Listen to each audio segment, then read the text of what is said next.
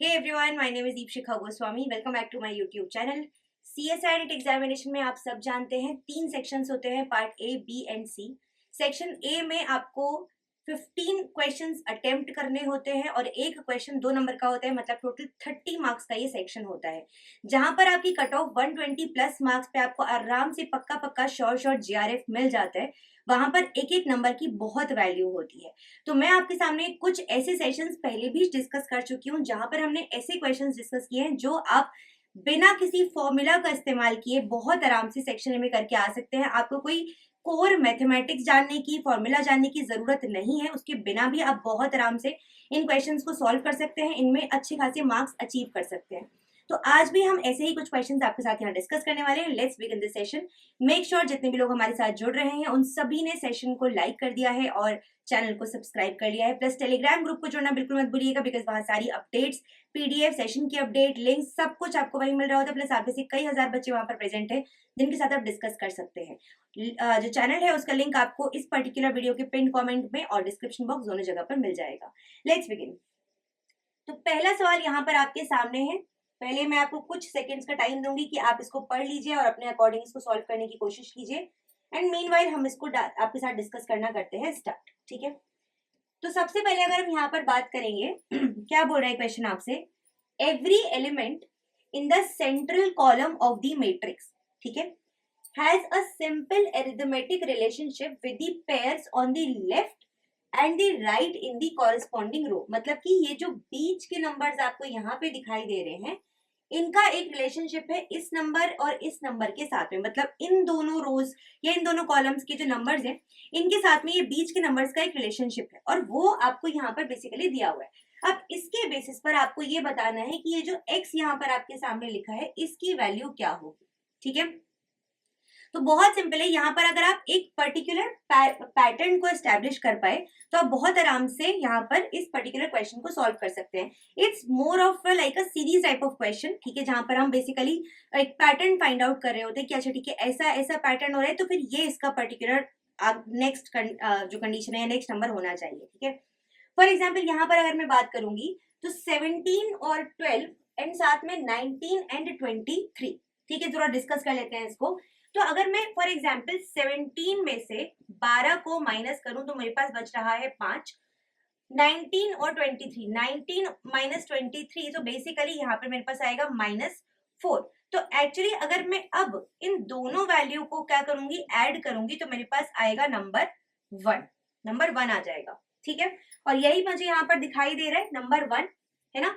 Second condition देखते हैं, 23 और 21 में से मैंने 21 को माइनस किया, मेरे पास बचेगा 2, और 18 एंड 20 यहाँ पर भी बचेगा 2, और 2 सॉरी इन दोनों को अगर मैं माइनस करूंगी तो मेरे पास वापस से बचेगा कितना, 0। मेरे पास बचने वाला है यहाँ पर 0। ठीक है, so actually it is 5 plus यहाँ पर आपका आ जाएगा 4। ठीक है, इन दोनों को आप यहाँ पर माइनस करेंगे, प्लस नहीं करेंगे, आई एम एक्सट्रीमली सॉरी, इसको आप करेंगे माइनस। ठीक है, और यहाँ पर जो वैल्यू आपके पास निकल के आएगी वो आएगी 1, है ना। Similarly 2 minus 2 will be 0। Similarly अगर हम यहाँ पर देखते हैं तो इट्स नॉट लाइक कि एग्जैक्टली हम 19 में से 23 हम लिखकर माइनस करें, 23 में से आप 19 को माइनस कर दीजिए। इस तरीके से भी ये चल सकता है, मतलब छोटा नंबर इधर से होगा, बड़ा नंबर इधर होगा। सिमिलरली छोटा यहाँ है, बड़ा यहाँ है, तो वो वैल्यू हमेशा ही सेम तरीके से आपको दिखाई देगी बच्चों। ठीक है, नेक्स्ट चलते हैं 24 और 17 की तरफ। तो 24 में से अगर आप 17 को माइनस करेंगे तो आपके पास कितना वैल्यू बचेगा, यहाँ पर बचेगा 7, और 32 और 36 की बात करेंगे तो बचेगा 4, मतलब यहाँ वैल्यू आनी चाहिए 3। 7 माइनस 4 इज इक्वल्स टू 3, तो सही बात है 3 है। तो हमारा जो पैटर्न एक्सक्यूज मी, तो हमने जो पैटर्न यहाँ पर एस्टैब्लिश किया है वो बाकी सबके साथ भी फुलफिल होता हुआ दिखाई दे रहा है। तो मेरा करेक्ट आंसर यहाँ पर हो जाएगा ऑप्शन नंबर 3, दैट इज 0 बच्चों। ठीक है, आई होप सभी को ये समझ में आ गया है। तो करेक्ट आंसर हो जाएगा ऑप्शन नंबर 3। नेक्स्ट क्वेश्चन की तरफ चलते हैं। यस, तो उस क्वेश्चन को करने के लिए you do not need any formula, just pure simple logic, थोड़ा दिमाग लगाना है। और आप बोलोगे मैम ये दिमाग कैसे लगेगा, या फिर हम आपने तो बता दिया एकदम से, हम कैसे कर पाएंगे, टाइम लगेगा। तो इसके लिए आपको करनी होगी बहुत सारी प्रैक्टिस, प्रीवियस ईयर क्वेश्चंस की ही। 5 से 10 साल के प्रीवियस ईयर क्वेश्चन करके चले जाओ, आपका काम आराम से बन जाएगा। ठीक है, चलिए देख लेते हैं इस क्वेश्चन को। Among 5 girls standing side by side. तो जब ये कंडीशन आपको दी जा रही है कि भाई कोई एक ऑर्डर आपको फाइंड आउट करना है, तो सबसे पहले यहाँ पर कुछ ब्लैंक स्पेसेस बना लेंगे, ठीक है। 5, क्योंकि 5 लोगों के बारे में बात हो रही है। Leela has exactly 1 girl to her left. तो और कुछ कंडीशंस भी बन सकती हैं, तो मैंने एक और यहाँ पर कंडीशन वाली कंडीशन बना दी, ठीक है। लीला मैंने यहाँ पे लीला को रखा है, क्यों? क्योंकि लेफ्ट साइड ये है, ठीक है, और राइट साइड ये है ना। लेफ्ट साइड ये है और राइट साइड ये है, और लीला के लेफ्ट में सिर्फ एक लड़की है, तो यहाँ पे हमारे पास एक ब्लैंक बचता है। Alice is just right of Prerna, ठीक है, and there are at least 2 girls between Radha and Zarina. अब एलिस जो है वो प्रेरणा के एकदम जस्ट राइट में है। एलिस जो है वो प्रेरणा के एकदम साथ साथ बैठी है, बेसिकली एकदम राइट में। तो अब 2 कंडीशन बन सकती है, या तो हम प्रेरणा और एलिस को यहाँ पर रख दें, है ना, या तो हम प्रेरणा और एलिस को यहाँ रख दें। तो एक बार रख कर देख लेते हैं इनमें से कौन सी कंडीशन फुलफिल हो सकती है। तो प्रेरणा और एलिस को अगर मैं यहाँ रख रही हूँ, और एक और कंडीशन बना लेते हैं, चलिए समझने के लिए, है ना, लीला वापस से और प्रेरणा एंड देन एलिस, ठीक है, ओके।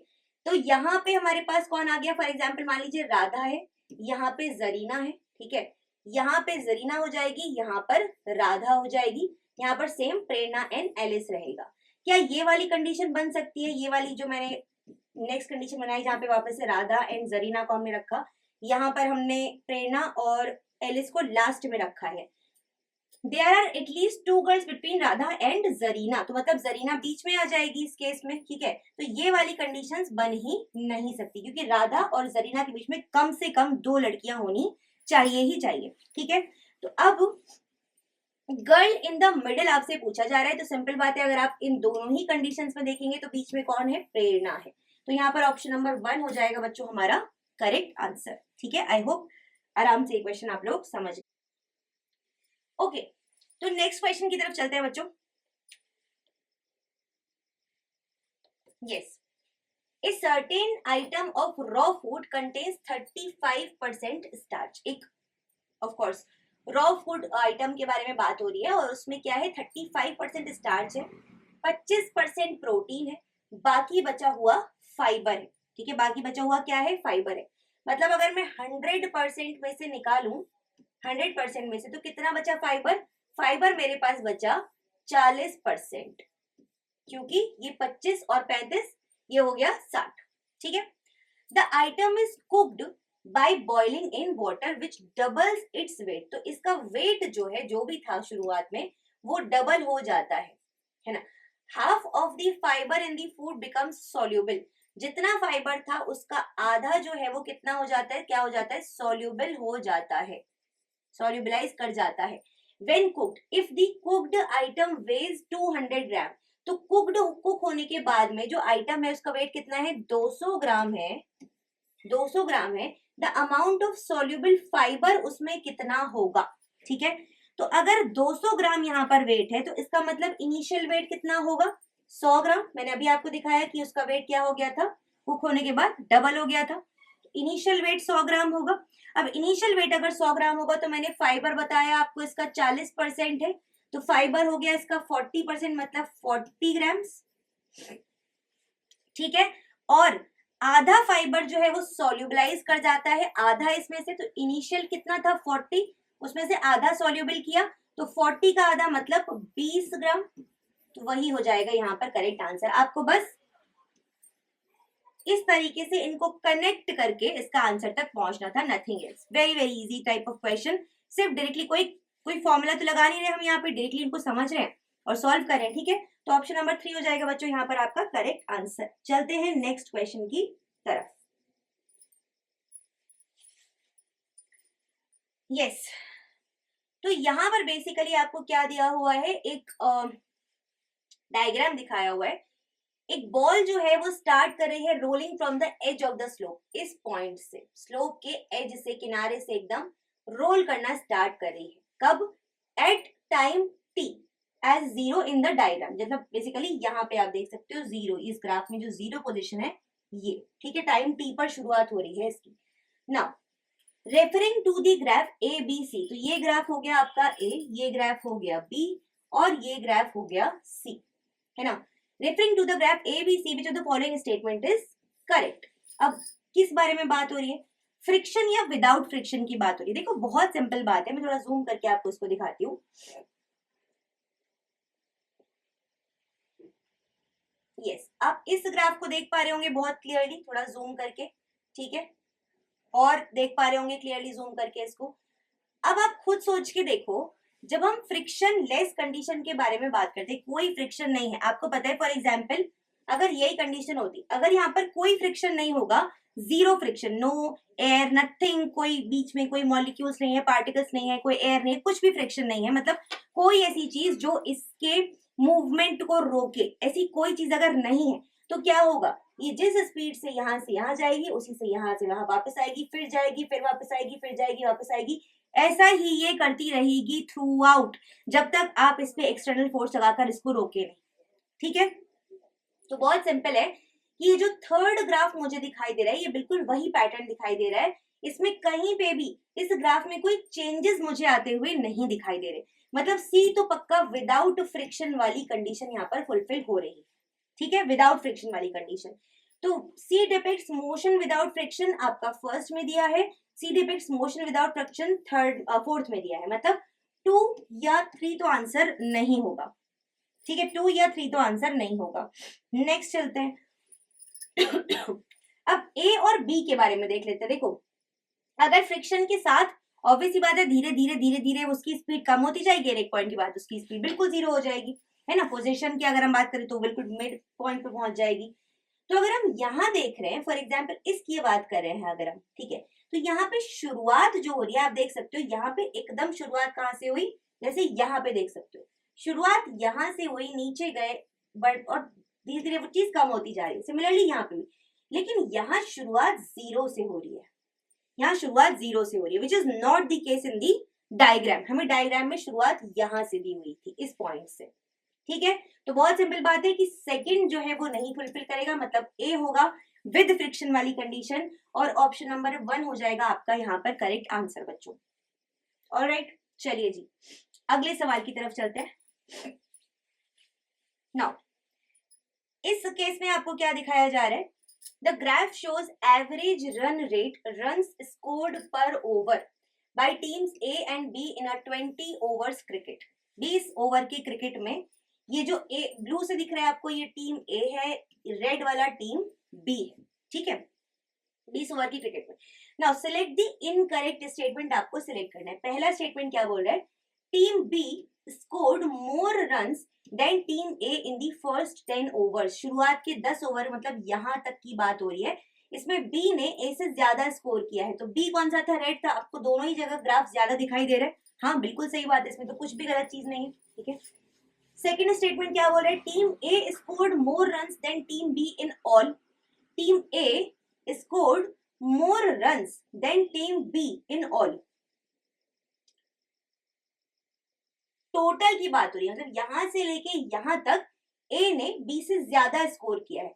तो अब अगर फॉर एग्जांपल आप इनको टोटल को कैलकुलेट करेंगे तो ये बात भी आपकी बिल्कुल सही आएगी कि ए ने टोटल मतलब फुल यहां से लेके यहां तक चारों कंडीशंस में बी से ज्यादा स्कोर किया है। क्योंकि अगर आप थोड़ा सा दिमाग भी लगाओ, ना कैलकुलेट करो, मैं आपसे ये बिल्कुल नहीं बोलूंगी कि वहां एग्जाम हॉल लाइक कंडीशंस में आप इनको कैलकुलेट करने बैठे, आपको सिंपल दिमाग लगाना है। आपको करना क्या है, यहाँ इन दोनों ग्राफ के बीच का डिफरेंस देखो और इन ग्राफ के बीच का डिफरेंस देखो, ये अकेला डिफरेंस इस पूरे 1 के बराबर है। मतलब इन दोनों को अगर मैं जोड़ूं तो 1 के बराबर का डिफरेंस आपको यहाँ पर अकेले में मिल जाएगा, और फिर ये एक्स्ट्रा। मतलब सिंपल बात है कि डिफरेंस से आप ये कैलकुलेट कर सकते हैं कि किसका स्कोर ज्यादा है ना। इसमें आपको ये करने की जरूरत नहीं है कि भाई एग्जैक्टली कैलकुलेट करने बैठे ग्राफ पे एग्जैक्ट नंबर या पे स्केल लेकर उसका मार्किंग कर रहे हैं कि कितना कितना रन उन्होंने स्कोर किया, वो सब करने की बिल्कुल जरूरत नहीं है। ठीक है, तो yes, team A scored more runs than team B in all, correct बात है। Team B scored more runs in overs 1 to 10। टीम बी ने 1 से 10 ओवर में ज्यादा स्कोर किया है run than in over 11 to 20। तो ये तो आप क्लियरली देख सकते हो, टीम बी रेड वाला जो है वो यहाँ कितना कम दिख रहा है कंपैरेटिवली, इन दोनों को जोड़ोगे और इन दोनों को जोड़ोगे तो आपको इसमें ज्यादा नंबर मिलेगा। अगेन लॉजिक, प्योर लॉजिक जो सामने दिखाई दे रहा है उसके बेसिस पर, ठीक है, करेक्ट है। Team A has a lower overall run rate than team B, है ना। अब ऑब्वियस ही बात है, ओवरऑल रन रेट जो है वो टीम ए का कम है। भाई जब स्कोर ज्यादा कर रही है, ओवरऑल की बात करें, जब स्कोर ज्यादा कर रही है, सब कुछ ज्यादा है, तो उसका ओवरऑल रन रेट कम कैसे होगा बी से? तो ये स्टेटमेंट हो जाएगा आपका रॉन्ग और यही आपका हो जाएगा करेक्ट आंसर। तो बेसिकली ये क्वेश्चन आप इस तरीके के सवाल आराम से बिना किसी फॉर्मूला का इस्तेमाल किए डायरेक्टली इंटरप्रेट करके देख सकते हैं, जो आपको ग्राफ या चार्ट या डायग्राम दिया है उसके बेसिस पर, ठीक है। नेक्स्ट क्वेश्चन, अगला सवाल आपके सामने है, फटाफट से इस क्वेश्चन को देख लेंगे everyone.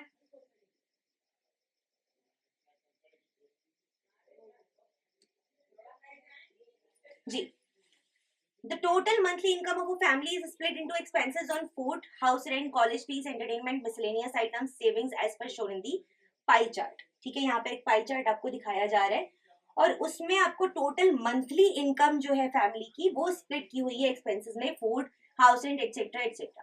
Family transfers in amount of 1000 from the head food to the head entertainment, मतलब कि फूड में से एंटरटेनमेंट में कितना ट्रांसफर कर दिया? 1000 रुपए इन्होंने ट्रांसफर कर दिया यहां से यहां, ठीक है। Thereby making the expenses on the two heads equal, जिससे कि दोनों के एक्सपेंस बराबर हो जाए। What is the net expenditure of the family, ये आपसे पूछा जा रहा है। अब मान लेते हैं, हमें पता नहीं है ना, तो ऐसे केसेस में मान लेते हैं कि इसकी फैमिली की टोटल इनकम जो है वो कितनी है? एक्स है, ठीक है, एक्स है इस फैमिली की टोटल इनकम। ओके नाउ, अब अगर एक्स इनकी इनकम है तो हमें पता है कि फॉर एग्जाम्पल अगर मैंने फूड में से कितना माइनस किया? फूड में से 1000 माइनस किया, ये बराबर होगा किसके? एक्सपेंडिचर में अगर मैं 1000 ऐड, सॉरी एंटरटेनमेंट में अगर मैं 1000 ऐड कर दूं तो, सही बात है ना। फूड में से 1000 माइनस किया, एंटरटेनमेंट में 1000 ऐड किया और हमें बोला था जिससे कि दोनों के एक्सपेंसेस जो है वो इक्वल हो गए, करेक्ट बात है, ठीक है। नाउ फूड कितना है? 20%, तो 20% ऑफ एक्स बोल सकती हूं मैं, ठीक है। 20% of x minus 1000 is equals to 10% of x plus 1000, क्योंकि हमें एग्जैक्टली दिया हुआ है 10% और 20% इनकी वैल्यूज, कोई दिक्कत नहीं है यहाँ पर भी, ठीक है। अब इसके बेसिस पर आपको बहुत सिंपल काम करना है, एक्स को कैलकुलेट करना है। ये आई एम श्योर बहुत आसान है आपके लिए, इसमें कोई ज्यादा मैथ्स नहीं लग रही, बेसिक मैथमेटिक्स है। इसको आप सॉल्व करेंगे और इसके बेसिस पर आपको पता चलेगा एक्स की वैल्यू कितनी निकल गई। अगर नहीं पता तो मुझे कॉमेंट सेक्शन में बता देना, मैम हमें एक्स कैलकुलेट करना नहीं आता, I will explain it in the next session, ठीक है। एक्स की वैल्यू यहाँ पर कितनी आ जाएगी हमारी? 20,000 रुपए, ठीक है, 20,000 रुपीज आ जाएगी एक्स की वैल्यू। और सेविंग्स का हेड जो है उसमें दिया है 15%, ठीक है, सेविंग्स कितना है? 15% ऑफ टोटल, तो 15% का मतलब क्या हुआ? 15% ऑफ 20,000, 15% मतलब 15 इंटू 20,000 डिवाइडेड बाय 100, ठीक है, ये होता है कैलकुलेशन परसेंटेज का। तो ये 2 जीरो कैंसिल आउट हुए और यहाँ पर आपका आ जाएगा 3,000 रुपए, मतलब कि 3,000 रुपए जो है वो हुई है सेविंग्स, ठीक है। तो हमसे पूछा है कि भाई अगर क्या है एक्सपेंडिचर कितना है फैमिली का, तो ऑब्वियस ही बात है टोटल इनकम कितनी थी? 20,000, खर्चा कितना हो गया, सॉरी बचा कितना? 3,000, तो खर्चा कितना हो गया? 20,000 में से 3,000 निकाल दो, मतलब 17,000 है खर्चा। बहुत खर्चा कर रहे हैं लोग, ठीक है। तो ऑप्शन 4 हो जाएगा यहाँ पर करेक्ट आंसर बच्चों। नेक्स्ट क्वेश्चन, इनमें से कौन सा option that will make the following statement false, ठीक है, तो इनमें से कौन सा ऑप्शन जो है इस स्टेटमेंट को गलत बता देगा? तो a child counted the number of appearances of the letter T in this sentence and reported it correctly as this, ठीक है, आपको ये बताना है यहाँ पर क्या वो नंबर होगा बेसिकली, है ना। तो अब अगर आप थोड़ा सा दिमाग लगाएंगे यहाँ पर देखेंगे तो बहुत सिंपल है। चाइल्ड काउंटेड टी आ गया एक, ठीक है, 1 2 3 4 5 6 7, ठीक है, 8 9 10, है ना, ये 10 हो गया। एज अगर यहाँ पर मैं 10 लिख दूं तो ये इस स्टेटमेंट में एक टी और बढ़ जाएगा। यस, अगर मैं 10 लिखूं यहाँ पर तो यहाँ पर एक टी और बढ़ जाएगा और ये स्टेटमेंट गलत हो जाएगा। तो इसका मतलब 10 can not be the answer. 11 हो सकता है, 12 हो सकता है, 13 हो सकता है, जो बेस्ड अपॉन क्या नंबर। अगर 11 होगा तो यहाँ पर एक और मतलब कुछ नहीं पड़ रहा है, बेसिकली आप टी को कैलकुलेट कर सकते हो, काउंट कर सकते हो। 12 बोलोगे तो भी कोई दिक्कत नहीं है, 13 बोलोगे तो भी कोई दिक्कत नहीं है, बाकी कोई नंबर आ गया हो सकते हैं, बट 10 नहीं हो सकता। 10 लिखोगे जैसे ही वहां पर ये टी आया और ये हो जाएगा आपका गलत। ठीक है, चलिए जी नेक्स्ट क्वेश्चन की तरफ चलते हैं। यहाँ पर so this is the graph based question. इसका ग्राफ बहुत क्लियर नहीं है but this is very very easy. मैं आपको सिंपल तरीका बता दे रही हूँ, उसमें आपको करना क्या है। इस क्वेश्चन का पीडीएफ मैं आपके साथ टेलीग्राम पर शेयर कर दूंगी, वहां पर इसको चेक करना। इसका या एक होमवर्क क्वेश्चन की तरह भी समझ लो, इसका आंसर आप मुझे देना। मैं आपको इसका बस तरीका बता दे रही हूँ कि यहाँ पर आपको जो चेंज है, तो chart shows forest cover as percentage of total area of 6 countries over the period this and this. ठीक है, आपको बताना है maximum change in forest area in absolute terms among these countries took place in। Maximum change forest area में किस country में हुआ है, ये आपसे पूछा जा रहा है। ठीक है, तो आप बेसिकली क्या करेंगे, यहाँ पर बहुत सिंपल है कि जो लैंड एरिया है आप एक तो वो देखेंगे, है ना, कि भाई जो फॉरेस्ट एरिया है जहां पर चेंज हुआ है वो आप देखोगे एक तो। ठीक है, जो चेंजेस हुए हैं वो देखोगे परसेंटेज में, और दूसरा आप देखोगे लैंड एरिया कितना है और उसके बेसिस पर आप यहाँ पर कैलकुलेट करोगे। ठीक है, ऑलराइट, नेक्स्ट क्वेश्चन आपके सामने है। और क्योंकि मैंने आपको बोला है कि मैं आपको इन क्वेश्चंस को विदाउट एनी फॉर्मूला बताने वाली हूँ, तो इस क्वेश्चन को हम बिना किसी फॉर्मूला के करेंगे। फॉर्मूला के साथ कर सकते हैं बट हम मैथमेटिक्स में नहीं जा रहे कोर। ठीक है, तो विदाउट फॉर्मूला आप कैसे करेंगे, बहुत सिंपल है। A group of 54 boys and girls were made to stand in a queue as follows। A boy at the start was followed by a girl। तो सबसे पहले एक बॉय हो गया, ठीक है, देन एक गर्ल हो गई, है ना। Then a boy followed by 2 girls, फिर एक बॉय हो गया, फिर 2 लड़कियां हो गई। तो मैं लड़कियों को यहाँ पर बेसिकली डैश से सिग्निफाई कर दे रही हूँ जिससे कि आपको आसान हो। बॉय गर्ल, फिर then a boy followed by 2 girls, फिर एक बॉय फॉलोड बाय 3 गर्ल्स, फिर एक बॉय फॉलोड बाय 4 गर्ल्स, फिर एक बॉय फॉलोड बाय 5 गर्ल्स, फिर एक बॉय फॉलोड बाय 1 2 3 4 5 6, फिर एक बॉय फॉलोड बाय 1 2 3 4 5 6 7, फिर एक बॉय फॉलोड बाय 1 2 3 4 5 6 7 8, फिर एक बॉय फॉलोड बाय 1 2 3 4 5 6 7 8 9। ठीक है, यस तो अब हम जरा काउंट कर लेते हैं कि क्या हमारे 54 लोग हो चुके हैं। 1 2 3 4 5 6 7 8 9 10 11 12 13 14 15 16 17 18 19 20 21 22 23 24 25 26 27 28 29 30 31 32 33 34 35 36 37 38 39 40 41 42 43 41 45 46 47 48 49 50 51 52 53 54, एग्जैक्टली 54। ठीक है, कितने बॉयज हैं यहाँ पर, 9 बॉयज हैं। तो लगभग 10-20 सेकंड का समय लगा होगा हमें ये करने में और हमने इसका करेक्टली आंसर निकाल लिया। इसको आप फॉर्मूला से भी कर सकते हैं, मैं नहीं करती बिकॉज मैं सिंपल रखती हूँ अपने एग्जामिनेशन में, अपने दिमाग को एग्जैक्ट लिख कर करूंगी, काउंट करूंगी और आंसर निकलेगा पक्का पक्का। ठीक है, तो this is all about this session. I hope आप लोगों को अच्छा लगा हो ये सेशन, मजा आया हो इस सेशन में। अच्छा लगा हो तो मेक श्योर आपने एक लाइक बटन जरूर हिट कर दिया है, चैनल को सब्सक्राइब कर लिया है। पीडीएफ मैं आपके साथ शेयर कर दूंगी टेलीग्राम पर, वहां से आप एक्सेस कर लीजिएगा। शॉर्ट का पीडीएफ भी आपको आज मिल जाएगा बच्चों। Sorry for not, I was not able to share that.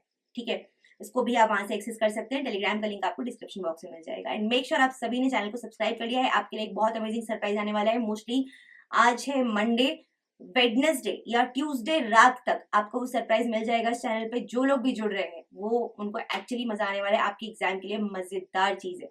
ठीक है, बहुत मेहनत करी हूँ उसके पीछे, बहुत मेहनत से लेकर आ रही हूँ। मेक श्योर आप सब उसको जरूर देख रहे हैं और देख कर ही जा रहे हैं एग्जामिनेशन में। कल की कल आपको सरप्राइज मिल जाएगा बच्चों, कल रात तक। ठीक है, this is it from my side for this session. Thank you so much for watching, take care, bye.